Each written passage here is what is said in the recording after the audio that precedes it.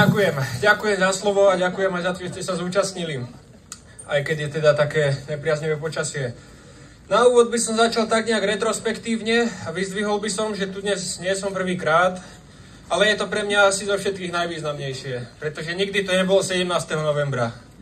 Medzinárodný deň študentstva, do ktorého sa stále ešte radím, a hlavne je to deň boja za slobodu a demokraciu. Za tie najdôležitejšie hodnoty, ktoré ako spoločnosť máme. Ktoré sú ale tak krehké, tak citlivé, že o nich môžeme prísť doslova lusknutím prstov. A práve dnes sme k tomu o mnoho bližšie, ako by si niektorí z nás mohli myslieť. Situácia je vážna, spoločnosť je polarizovaná a demokracia má na mále. Stále si ale myslím, že veľmi málo ľudí si uvedomuje, čo nám hrozí. Vážne chceme bubákov v hranatých železných maringotkách? Chceme, aby na rohu ulice o morálke kázal vrah?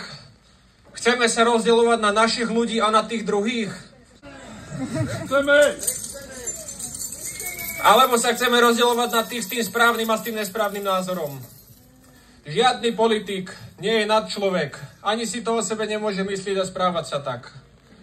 Aj keď je cesta prach a štierk a udusaná hlína, musíme ísť ďalej. A musíme celému svetu ukázať, čo v nás je. Že odmietame a odsudzujeme vojnu, že chceme mier. Že nás neplatí Brusel, neplatí nás Soros, neplatí nás Washington, že sme tu dobrovoľne, pretože nám nie je jedno, ako to s našou domovinou, s našou rodnou krajinou dopadne. Nám na Slovensku záleží.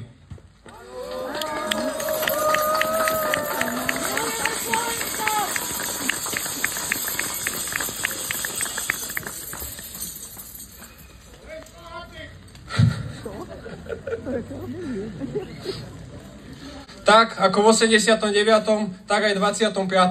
Naša jediná nádej je, že sa spojíme. Preto prosím, zahoďme politické trička a zjednoťme sa. Ďakujem.